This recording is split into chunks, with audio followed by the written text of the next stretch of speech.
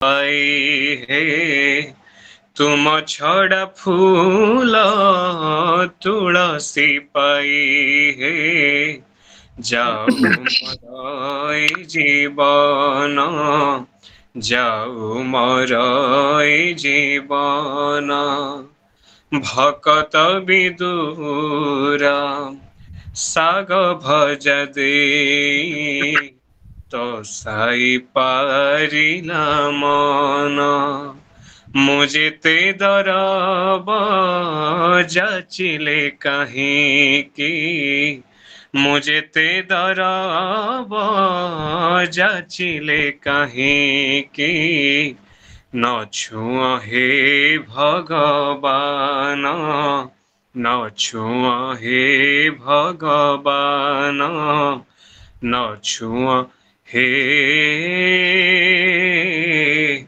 भगवान।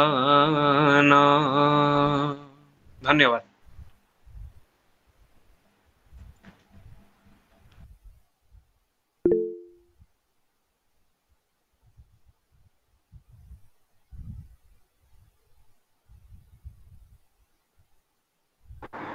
अति चमत्कार भाव परिवेषण करिसेंती भजन भिकारी बलंकर निश्चित भाव स्वागत योग्य एवं आमे आशीर्वाद पूर्वक धन्यवाद प्रदान करुचु श्रद्धेय सत्यव्रत को सुनामधन्य कंठशिल्पी ओडिशार वर्तमान सिद्धार्थ भक्तिर। तो आजिर परिचय पर्व आज आम स्वर्णचूड़ साहित्य परिवार एकादश संध्या एकादश संध्यार सारस्वत जगत आलोचित हेबे। मात्र प्रथम कही रखे समय आम पाई बोध हुए आज सठिक चलुची बोली मु जानी पारु नाही, कारण आजिर दुई आलोचक मूर्धन्य आलोचक जहाँ नाम शुणी विभूति पट्टनायक सार स्वागत करते दुई जन सुंदर आलोचकों को आपण पाइचंती। से दुई जन सुंदर आलोचक होचंती प्रोफेसर आदिकंद साहू प्राक्तन प्राचार्य संबलपुर विश्वविद्यालय संबलपुर ज्योति विहार एवं प्राक्तन प्रोफेसर उत्कल विश्वविद्यालय फकीरमोहन विश्वविद्यालय प्रोफेसर संतोष कुमार त्रिपाठी। ये दुई जन को आम आज आलोचना चक्र आलोचक भाव निश्चित भाव पाइछु।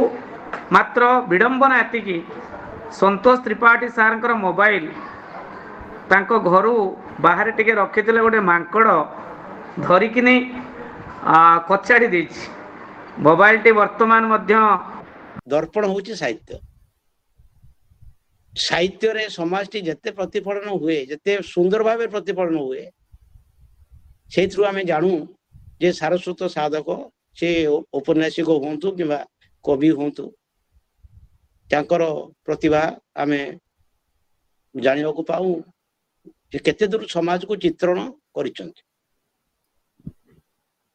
प्रतिभा राय उपरे जो बाहरी मु आग देखाबुड़ा मुझे देखुली जे प्रेम और वेदनारू साहित्यर सृष्टि उपलब्धि अनुभूति जब उपलब्धि परिणत हुए से मध्य साहित्य को वृद्धिमंत करे। प्रतिभा राय कहते जे से माटी बसी रक्त रे लिखती सेटा मध्य पढ़ुली भल लगिला जे प्रकृत रे घात प्रतिघात दे समाज जो गति करे ये सबू साहित्य रे प्रतिफलित हुए हवा उचित भी। तेणु से कानुचरण हा अन्न हो कि फकीरमोहन जो लेखा काल जोई लेखा छमाण 8 गुंठ हो से सब समाज प्रतिफलित हो। छमाण 8 गुंठ रे सामंतवादी प्रथा जो थिला सेटा पूरा प्रतिफलित होइछि। से बड़िया रेवती गप तांकर जे फकीरमोहन पढ़िबो जे नारी शिक्षा उपरे केते गुरुत्व देइछथि आ कोन तार प्रतिबंधक थिला नारी शिक्षा रे कोन प्रतिबंधक थिला लो रेवती लो चुली लो निया से जो आमे वर्तमान मन रखिछु। तेणु से सब प्रतिफलित होइछि नारी शिक्षा रे प्रतिबंधक कोन थिला फकीरमोहन स्वर उत्तोलन करिछथि। कानुचरण मध्यम कहले हा अन्न कथा आउरी केते बही तांकर सब अछि जो से अति सुंदर भाव सब समाज को चित्रण करिसंती।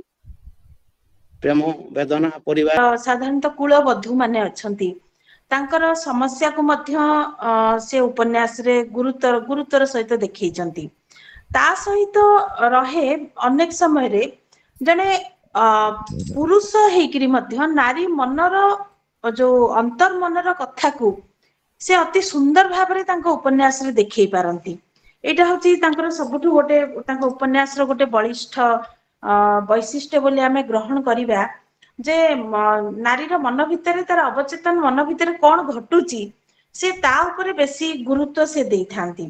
ता सहित आमर समसामयिक सामाजिक जीवन राजनैतिक चिंताधारा आउ गोटे आदर्श आउ वास्तवता भितर केमती गोटे संघर्ष घटे ताकू मध्य से तांको उपन्यास भितरे गुरुतर सहित देखांती। प्रायतः तांको उपन्यास को पढ़िले मने हुए जेमती गोटे बौद्धिकतार आटोपता भितरे नाही एवं सत्य जेमती अति सहज सरल भाषा रे लिखा आइची आ समस्ते बुझिएला बली उपन्यास तांको भाषा रे गोटे साबलीलता रहिची गोटे रम्यता रहिची। विशेष करी सामाजिक हो राजनीतिक हो व्यक्तिगत जीवन धारार गोटे चित्रायन बोली कहिले भूल हबनी तांको उपन्यास को। तारी भितर मध्य सबुठु बड़ कथा होची से गोटे मानववादी चिंताधारा को मध्य स्पष्ट और बलिष्ठ भाव में से रूपायित करती। गोटे गोटे उपन्यास रे देखिबे चरित्र माने उग्र हिथिबे किंतु तारी भितर मध्य से समस्या केंद्रिक वक्तव्य को अति शाणित भाव में से व्यक्त करुथिबे। प्राय तांकर अधिकांश उपन्यास रे आमे देखू जे गोटे पोएटिक वे रे से उपन्यास गुडी को उपस्थापन करंती जोटा को आमे कहिबा गोटे हमर कहंती चटुल काव्यिक स्वर बोली आमे ताकू कहि परिबा। से सेही रीति रे से प्राय तांको उपन्यास गुडी को पाठक मान को भेटी दियंती। विशेष करी उपन्यास रो केंद्र बा सेंटर रे थाए प्रेम आ प्रणय किंतु अनेक गुडी उपन्यास रे मध्य गोटे समाजवादी आभिमुख्य को आमे देखू किछि विप्लवर स्वर को मध्य देखू कहीं ना आमे मो जानि पारे जे विप्लव आ प्रेम ए दुईटा जाक मध्य बेले बेले साहित्य रे अंगांगी भाव रे जड़ित हेकी आसंती। तेणु से प्रेम को गुरुत्व देइचंती आ समान भाव रे विप्लव समाजवादी आभिमुख्य को मध्य से गुरुत्व देइचंती तांको उपन्यास रे। तेणु गोटे परिस्थिति को चाहिकिरी परिवेश आ अनुकूल घटना प्रवाह सृष्टि करिबारे बोध हुए विभूति पट्टनायक आम समय जने सार्थक शिल्पी आउ तांकर प्रतिटी चरित्र आपण माने देखंतु जे जेकोनोसी चरित्र आमर खूब आपणार मने हुंती आउ सब बेले मने हुंती जेंती आम समाजर जने जने जीवंत प्रतिनिधि को आमे से चरित्र भितरे आमे देखुचे एवं तांको उपन्यासर विशेष करी जो कथा वस्तु रहिची बा जहा को आमे कथा भाग बोली कहूचे बा जो भाव वस्तु रहिची बा जो चरित्रर रूपायन रहिची ए सबु गुड़िक गोटे अति मनोरम भाषा विन्यास आ गोटे पाठक को प्रभावित करुथिबा शैली भितरे से तांको उपन्यास जेंती प्राणवंत हेई उठे। विशेष करी तांकर जो चरित्र मान को आमे भेटिचे तांको उपन्यास भितरे ता भितरे अभिजात चरित्र अछंती आमर मध्यवित्त चरित्र मध्य अछंती एमिति कि निम्न वर्गर नरनारी माने अछंती से समस्त को जो कहंती गोटे सम अधिकार से दे देइचंती तांको उपन्यास भितरे एवं सबुठी से माने तांको जीवनर रहस्य को जेंती खुंटी नांटिकरी देखिकरी से जेंती पाठक मानक आगरे उपस्थापन कर देइचंती जोटा कि तांको उपन्यास भितरे आमे गोटे जीवन बंचिबार आकांक्षा को खोजिले आमे पाई थाउ एवं विशेष करी सबुठु बड़ कथा होउची जे प्राय अर्ध शताब्दी धरी गोटे पाठकीय स्वीकृति पाइथिबा आउ जने भल कथाकार होचंती हमर विभूति पट्टनायक तांकर उपन्यास को जते बेले आमे जिबा एते विशाल साहित्य कृति जे ता भितरु आमे सब गुडी तो आलोचना करिबा संभवपर हबो नाही।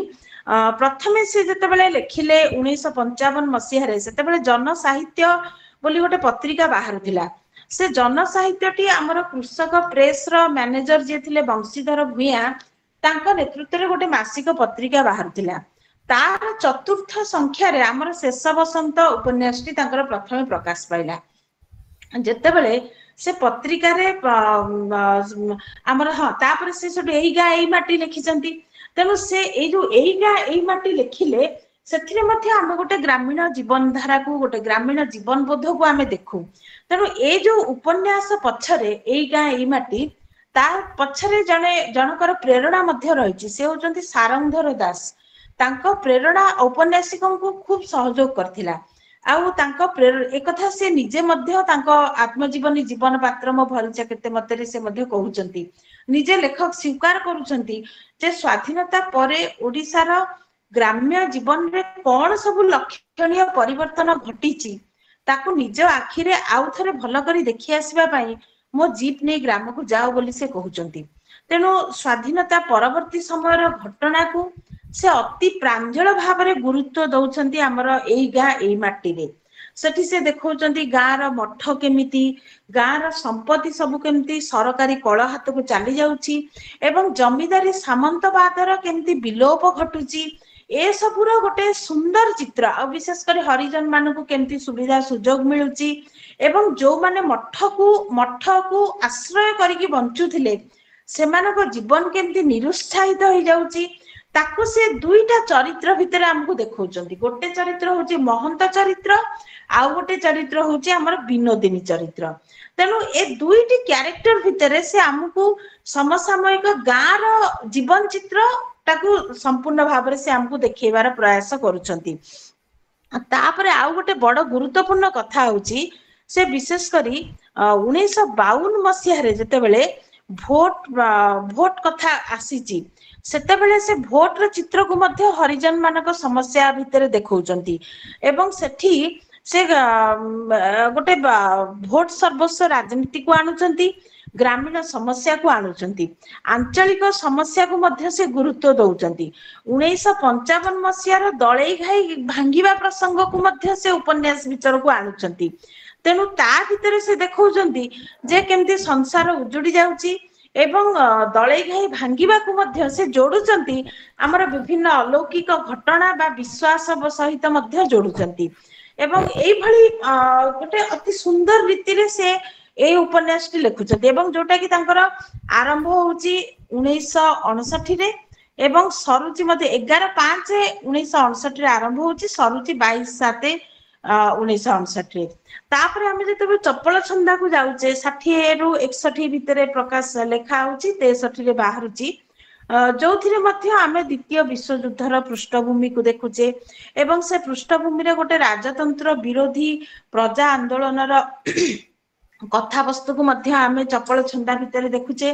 ତେଣୁ ଆମକୁ ପ୍ରଥମେ ପଢିଲେ ମନେ ହବ ଯେ ଏଇଟା କୌଣସି ନିର୍ଦ୍ଦିଷ୍ଟ ଗଡଜାତର ଘଟଣା ନୁହେଁ, କିନ୍ତୁ ଓଡିଶାରେ କେତେକ ଗଡଜାତ ଶାସନ ଭଳି ଆମର ଯୋଉ ମଧ୍ୟପ୍ରଦେଶ ଅଛି, ପଶ୍ଚିମବଙ୍ଗର କେତେକ ଦେଶୀୟ ରାଜ୍ୟ ଅଛି ଯୋଉଠିକି ପ୍ରଜା ପୀଡନ କରାଯାଉଥିଲା ଏବଂ ଏସବୁ ରିପୋର୍ଟ ତାଙ୍କୁ ସାରଙ୍ଗଧର ଦାସ ତାଙ୍କ ପାଇଁ ପ୍ରସ୍ତୁତ କରିଥିଲେ ଏବଂ ବିଶେଷ କରି ସେଠି ସେ ଯୋଉ ବଳବନ୍ତ ରାୟ ମେହେଟ୍ଟା ଜାତୀୟ କଂଗ୍ରେସ ଦ୍ଵାରା ପ୍ରେରିତ ହେଇକି ସେଇ ରିପୋର୍ଟକୁ ପ୍ରସ୍ତୁତ କରିଥିଲେ ଏବଂ ଯୋଉଟା କି ଯେତେବେଳେ ଔପନ୍ୟାସିକ ବିଭୂତି ପଟ୍ଟନାୟକ ଆମର କୃଷକ ପତ୍ରିକା ସହିତ ଜଡିତ ହେଇଥିଲେ ଆଉ କୃଷକ ପତ୍ରିକା ପାଇଁ ସେ କାମ କରୁଥିଲେ, ବିଶେଷ କରି 1960 ମସିହା ଅଗଷ୍ଟ ମାସରେ ଯୋଉ ଓଡିଶାର ଗଡଜାତ ଆନ୍ଦୋଳନ ହେଇଥିଲା ସେ ସମ୍ପର୍କିତ ତଥ୍ୟ ଆଉ ସାରଙ୍ଗଧର ଦାସଙ୍କ ପ୍ରସ୍ତୁତ ରିପୋର୍ଟ ତାଙ୍କୁ ଚପଳ ଛନ୍ଦା ଉପନ୍ୟାସ ପାଇଁ ତାଙ୍କୁ ପ୍ରେରଣା ଯୋଗେଇଥିଲା।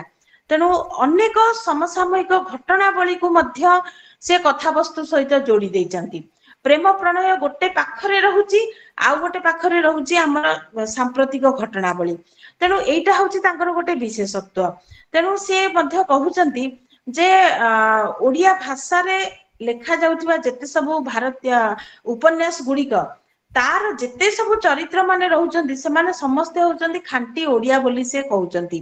ଏବଂ ବିଶେଷ କରି ଯେତେବେଳେ 1939 ମସିହା ସେପ୍ଟେମ୍ବର 3 ତାରିଖ ସନ୍ଧ୍ୟା କଥା କହୁଛନ୍ତି, ସେ ଉପନ୍ୟାସରେ ସେ ପୋଲାଣ୍ଡ, ଜର୍ମାନ, ସୋଭିଏତ ରୁଷ, ଇଂଲଣ୍ଡ ଏସବୁ ଏଇ ଯୋଉ ମାନେ ଯୁଦ୍ଧର ଭୟଟାକୁ ସେ ଆଣୁଛନ୍ତି ଏବଂ ପୃଥିବୀର ଲୋକମାନଙ୍କ ଭିତରେ କୋଉ ଭଳି ଭାବରେ ହତାଶା, ନୈରାଶ୍ୟ, ଆତଙ୍କ ଦେଖା ଦେଇଛି ତାକୁ ମଧ୍ୟ ସେ ଚପଳ ଛନ୍ଦାରେ ଦେଖାଉଛନ୍ତି ଏବଂ ସେ କହୁଛନ୍ତି ଯେ ପୃଥିବୀଟା ଯୋଉ ପୃଥିବୀ ଉପରେ ମଣିଷ ଠିଆ ହେଇକିରି ଦିନେ ସ୍ୱପ୍ନ, ଆନନ୍ଦ ଆଉ କଳ୍ପନାରେ ବିଭୋର ହଉଥିଲା, ସେ ପୃଥିବୀଟା ଆମର ବିଶ୍ୱଯୁଦ୍ଧ ନା 1939ରେ ଯେତେବେଳେ ଦ୍ୱିତୀୟ ବିଶ୍ୱଯୁଦ୍ଧ ଆରମ୍ଭ ହଉଛି ସେ ପୃଥିବୀଟା ସତେ ଯେମିତି ମଣିଷକୁ ମନ ହଉଛି ଯେ ମୋ ପାଦ ତଳୁ ମାଟି ଆଉ ରହୁନାହିଁ। ତେଣୁ ଏଇ ଯୋଉ ମଣିଷ ମନ ଭିତରେ ଯୋଉ ଆତଙ୍କ, ଯୋଉ ହତାଶା, ବିଶ୍ୱଯୁଦ୍ଧକୁ ନେଇକିରି ଯୋଉ ଭଳି ଭାବନା ଆସୁଛି କୌଣସି ଏକ ମୁହୂର୍ତ୍ତରେ ପୃଥିବୀ ପାଉଁଶ ହୋଇଯିବ। ତେଣୁ ଏ ବର୍ଣ୍ଣନାଟାକୁ ମଧ୍ୟ ସେ ଚପଳ ଛନ୍ଦାରେ ଗୁରୁତ୍ୱ ଦଉଛନ୍ତି। ତେଣୁ ବିଶେଷ କରି ତାଙ୍କର ଚପଳ ଛନ୍ଦା ଏ ଦୃଷ୍ଟିରୁ ମଧ୍ୟ ତାଙ୍କର ବେଶୀ ଗୁରୁତ୍ୱପୂର୍ଣ୍ଣ ମନେ ହୁଏ। ଏବଂ ଗୋଟେ ଗଣତାନ୍ତ୍ରିକ ଶାସନ ପଦ୍ଧତିର କଥା ମଧ୍ୟ ସେ ସେଠି ଦେଖାଉଛନ୍ତି। ଏବଂ ବିଶେଷ କରି ଆମର ଗଡ଼ଜାତ ଶାସନ ଠାରୁ ଆରମ୍ଭ କରି ଭାରତ ସ୍ୱାଧୀନତା ପାଇବା ପର୍ଯ୍ୟନ୍ତ ଯୋଉ ଭଳି ରାଜନୈତିକ ପରିସ୍ଥିତିକୁ ସାମ୍ନା କରିକି ଆମେ ବଞ୍ଚୁଛେ, ତାକୁ ଆମେ ଚପଳ ଛନ୍ଦା ଉପନ୍ୟାସରେ ଆମେ ଦେଖିବାକୁ ପାଇବା। ତାପରେ ଆମେ ଯେତେବେଳେ ବଧୁ ନିରୁପମା ପାଖକୁ ଯାଉଛେ, ପ୍ରାୟ ଆମେ ତାଙ୍କର ଯେତେ ଗୁଡିଏ ଉପନ୍ୟାସ ଅଛି, ବଧୁ ନିରୁପମା ତା ଭିତରୁ ଗୋଟେ ଅତି ସଫଳ ଉପନ୍ୟାସ ବୋଲି ଆମେ କହିବା।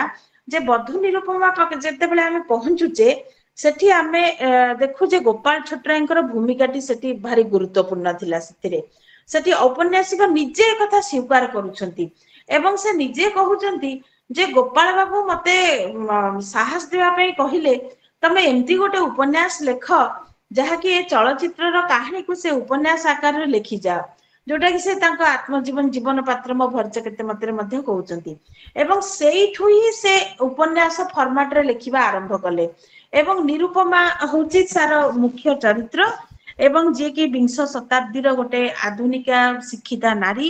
ଏବଂ ଆଉ ଗୋଟେ ପଟରେ ମଧ୍ୟ ସେ ଦେଖାଉଛନ୍ତି ଯେ ଅମଡ଼ା ବାଟର କାବେରୀର ଏହା ଏକ ପ୍ରତିଦ୍ୱନ୍ଦ୍ୱୀ ଚରିତ୍ରଟିଏ। ବାସ୍ତବବାଦକୁ ଗୁରୁତ୍ୱ ଦେଇକିରି ଆଦର୍ଶକୁ ସ୍ଥାପନ କଲା ବେଳେ ନିରୁପମା ଚରିତ୍ର ଔପନ୍ୟାସିକଙ୍କ ମନ ଭିତରେ ଅନେକ ଦ୍ୱନ୍ଦ୍ୱ ଆଉ ସଂଘାତ ଆଣିଦେଇଛି।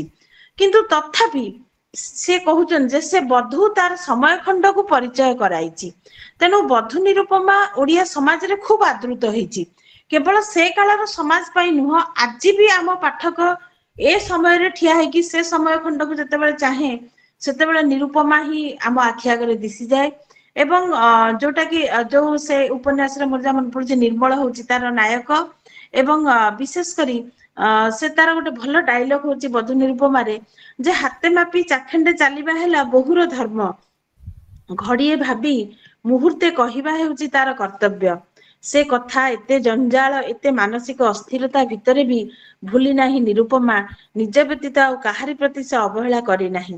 ସେଇଥିପାଇଁ ବୋଧ ହୁଏ ଯେତେବେଳେ ଆଜି ବି ଆମ ସମାଜରେ ପ୍ରଚଳିତ ଯେ ଯେତେବେଳେ ଝିଅଟିଏ ବାହା ହେଇକି ଯାଉଛି ଶାଶୁଘରକୁ, ତାର ଆଟାଚରେ ବଧୁ ନିରୁପମା ବହି ଖଣ୍ଡେ ଯେମିତି ହେଲେ ଯାଇଥିବ, ଯେ ଶାଶୁ ଘରେ କେମିତି ଚଳିବାକୁ ହବ ଏ ସମ୍ପର୍କରେ ମଧ୍ୟ ଏ ଉପନ୍ୟାସଟିରେ ଆମେ ଅତି ସୁନ୍ଦର କଥା ଦେଖିବାକୁ ପାଉ।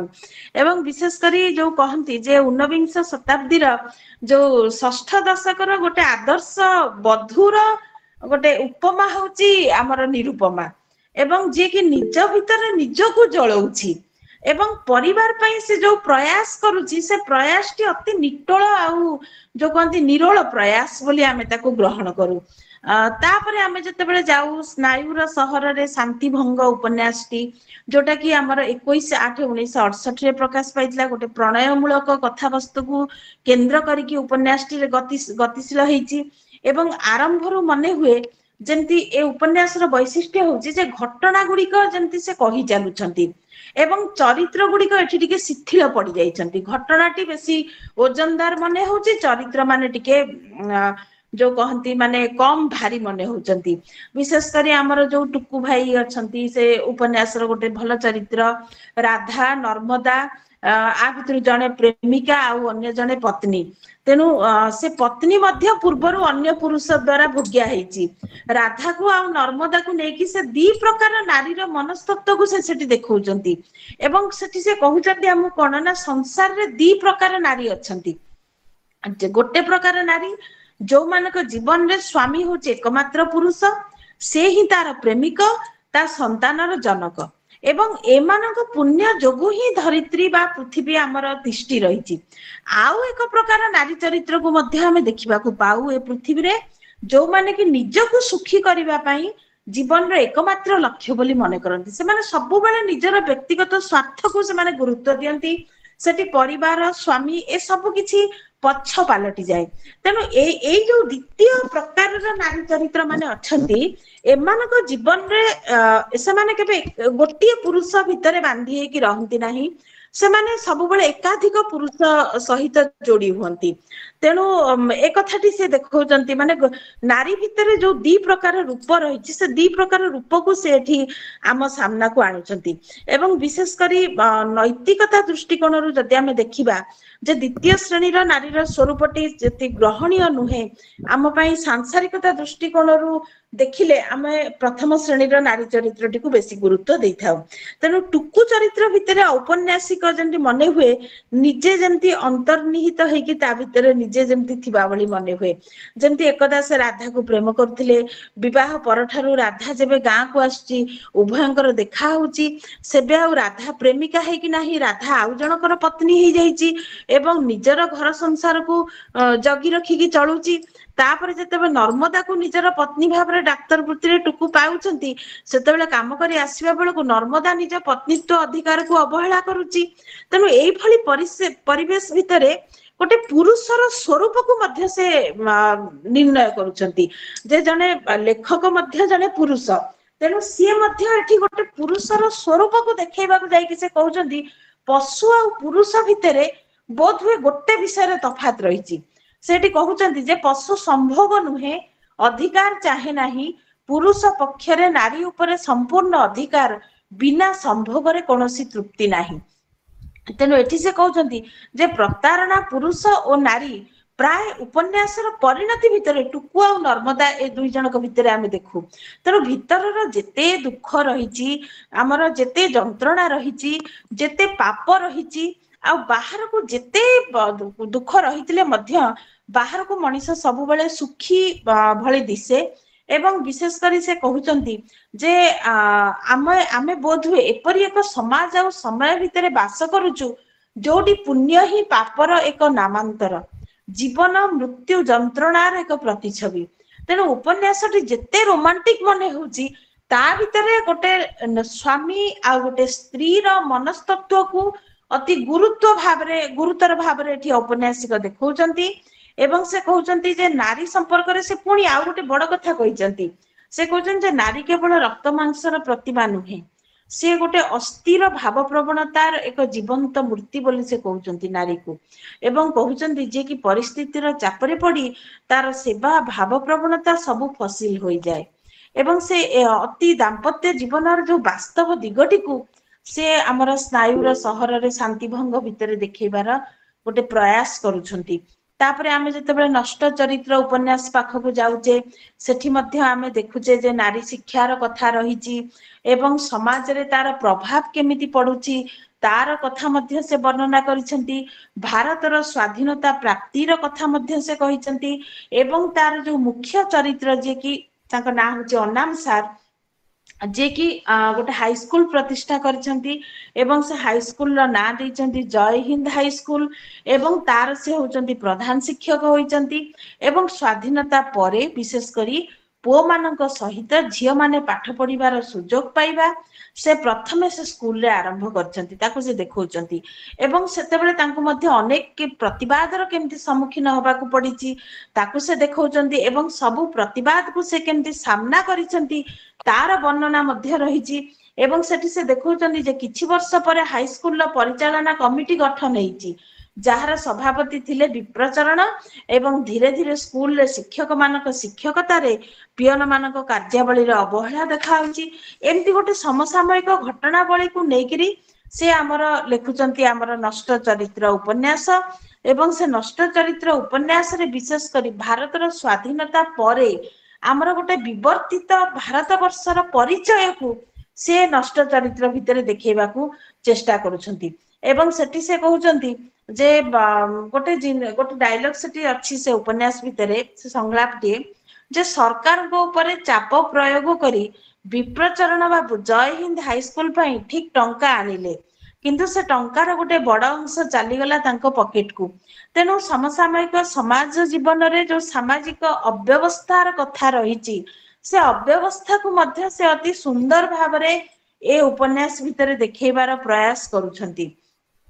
ତାପରେ ଆମେ ଯେତେବେଳେ ଆସୁଛେ ଆମର ଆକାଶ କୁସୁମ ହଉ ବା ସେ ଆକାଶ କୁସୁମରେ ମଧ୍ୟ ଗୋଟେ ଅତି ଯୋଉ କହନ୍ତି ଆମର ଯୋଉଟା ଆରମ୍ଭ ହେଇଥିଲା जे आमर हिमालय तराई अंचल जो नक्सलबाड़ी आंदोलन से नक्सलबाड़ी आंदोलन चित्र को मध्य से आकाश कुसुम देखौचंती एवं सेठी से कहउचंती जे आदिवासी मूलकर चालीचलनी तांको परिवर्तित समाज ए कथा मध्य से कहउचंती एवं उपन्यासर आरंभ रे आमे जो चरित्र भाव रे जो दि जन को पाइजु सूर्य और शिखा माझी से दीटा चरित्र को से अति सुंदर भाव रे से सेठी रूपायित करूछंती एवं विशेष करी से सेठी देखैचंती कोन ना पार्वतीपुर रे हिंदुस्तान केमिकल्स बंद हो जाइची एवं बंद हवा परे सेठी जो माने काम करूछंती सेमानक भितर गोटे कृत्रिम अभावटे देखा दउची एवं कारखाना जते बेले विदेशी कंपनी को बिक्री हेबा पई घोषणा होउची स्थानीय आदिवासी मानक अवस्था केमती शोचनीय हो जाउची